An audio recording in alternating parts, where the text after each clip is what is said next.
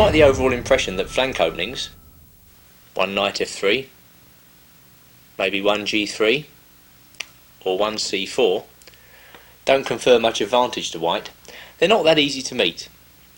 Basically, the weight of the struggle is being transferred away from the opening towards the middle game, or perhaps even the end game. Strategy and planning take precedence over tactics. Now in this video I want to equip you with an entire system of play, the Old Indian, which I've used with great success, as you'll see, against Grandmaster opposition. You can use it against any of the flank openings, and even 1d4.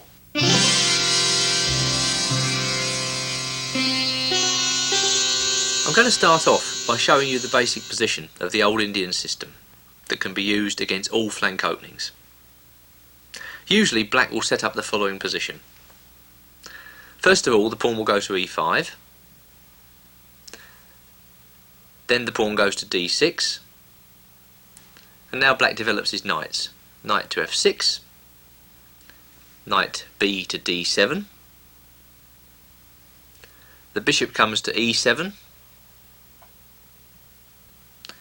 black's pawn goes to c6, covering important central squares, and then black castles on the king's side. And you can call this the basic position, which can be reached via many move orders and can be used against any of white's flank openings. We'll be looking at these various move orders in a moment, but what I want to illustrate now is how black can expand from this position if white just potters around doing nothing, as a lot of flank opening players do. Black can expand from this position, although it looks rather modest at the moment. And the way he does this is by careful preparation. Firstly, he can put his rook on e8 and drop the bishop back to f8. The net effect of this is that the rook protects the pawn on e5 and gives black the further possibility of playing d6 to d5. Now, not many white players are going to allow you to do this, but if they do, then you've got this nice central position. And black can further expand his game by looking to play a5, which does two things. Firstly, it restrains white on the queen side, and secondly, it prepares black for occupation of the c5 square. The c5 square either with a knight, you can see the knight has a dominating central influence on that square, or, if that isn't possible, we'll just put the knight back, then black may play his bishop out to c5, and maybe back it up with queen b6. So from an outwardly modest position, black does have excellent expansion potential. So here we've got all the pieces on the board, and we're now going to look at the various flank openings and the ways to reach our basic position against each of those. Quite a common move order for white is the King's Indian attack move order. Some people use this because it's dead easy to play, or so they think. In fact, the King's Indian attack leads to a very complicated middle game, and we can easily get our nice basic position. Right, now the basic King's Indian attack move order goes as follows. White plays knight f3. Against this, I'm recommending black play knight f6, g3, and now d6 on move 2, preparing e5. Now I think the best move here, the very best move for white, is actually d4. But quite a lot of King's Indian attack players are not going to be really geared to playing d4 early in the game. Incidentally, against d4, black should just play knight bd7 and then plough on with e5, reaching the basic position fairly shortly. But if we replace d4 with the most likely move bishop g2, then black plays e5 as normal, white castles, black plays bishop e7, and white plays d3. Now black castles on the king's side, and white's in a bit of a dilemma. Okay, he set up his King's Indian attack position, where does he go from here? If he plays traditionally with knight bd2, then I think black plays c6 e4, and then just simply knight bd7, followed by rook e8, bishop f8, with similar play to the example I highlighted earlier. Similar to the King's Indian attack, but with some differences, is the Benko-Larsen opening, which is 1 g3. Now against this, to get our basic position, I recommend e5, and then bishop g2, knight f6. Now White's in a bit of a quandary here. If he wants to continue in Benko-Larsen style, he may play d3. Well, Black has many good moves here, but if you want to get the old Indian system, perhaps the best way is just to play c6. Knight f3, d6.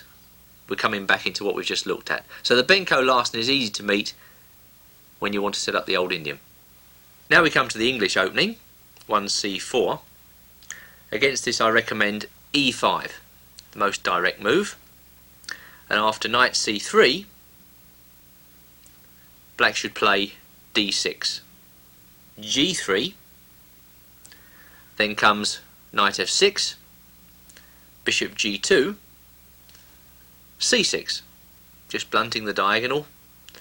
And now it's difficult for White to get by without knight f3, bishop e7, White castles, Black castles. You see, you can reach the basic position easily against the English as well. Finally, b3. Well, again, e5, why not? Bishop comes to b2, then d6, solidly reinforcing the pawn. If White insists on originality, well, he can play e3 here. Black plays knight f6, c4,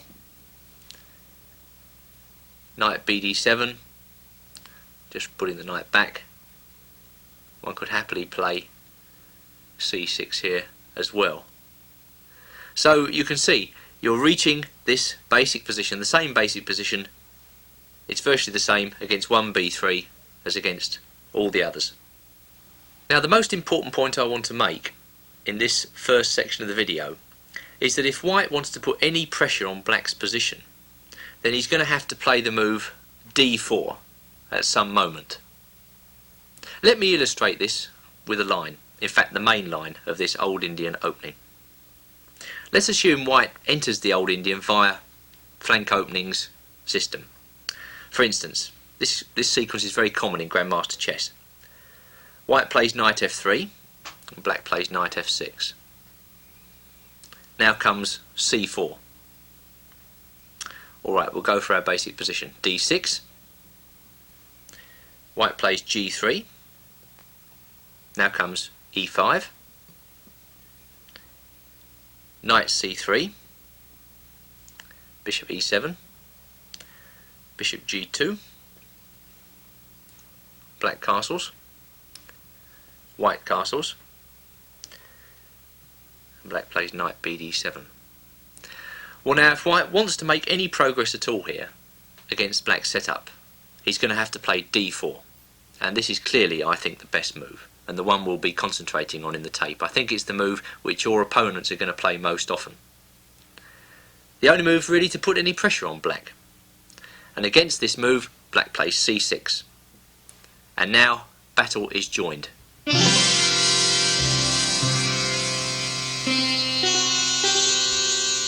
Let's look now at some typical positions from the old Indian. The first theme I want to consider is that of the block centre. Janse Martin, Gausdal 1991, started with the following move order. Actually, Janse, a strong Czechoslovakian grandmaster, played 1 e4 in this game, which just shows you how amazingly amorphous these flank openings are. And Black played c6. But after 2 c4, e5, the game went straight back into an old Indian. Janse played knight f3, d6, d4, knight d7, White played knight c3, and black played knight gf6. And here the answer played bishop e2. So slightly different to the examples we've been looking at. Incidentally, this position could easily arrive from an English opening or one knight f3. Now I consider the lines with bishop e2 to be quite dangerous for black. White saves one move on the fianchetto of the bishop. If he fianchettos his bishop, g3, followed by bishop g2, that's two moves. Here, he plays bishop e2 and castles, saving one tempo. So black has to be on his guard against lines with bishop e2. Nevertheless, bishop e7, both sides castled, and the grandmaster just makes a nice centralising move, bishop e3. We can't criticise this idea. And I played a6 here. Now we'll be seeing this move crop up quite often in the tape. It occurs generally when white has played the move e4. And black is preparing to develop counterplay on the queen side with b5. And this is a very key move, as you'll be seeing later on in this tape. Chipping away at white's centre. Jansa decided he didn't like the idea of black executing this plan, so he blocked the centre straight away with d5. And I was also happy to block. I played c5. And now we reach this block central position. This is a typical idea in this line. Now what should black be aiming for here? Well, I think he's got to be aiming to play the move f7 to f5. However implausible that might look at this stage. So all of black's manoeuvres in this game are geared to that end. Let's see how he achieves the freeing move f5 from this type of position. Well, when the centre's blocked, you play on the flanks. Jansa played a3. This is a very logical move. And I just drop the knight back to e8. This is the first part of that process. b4 by white, b6 by black. Well, after that, queen d2 was played. And black played g6, and this is the second important preparatory move. The first one was knight e8, getting out of the way of the f-pawn.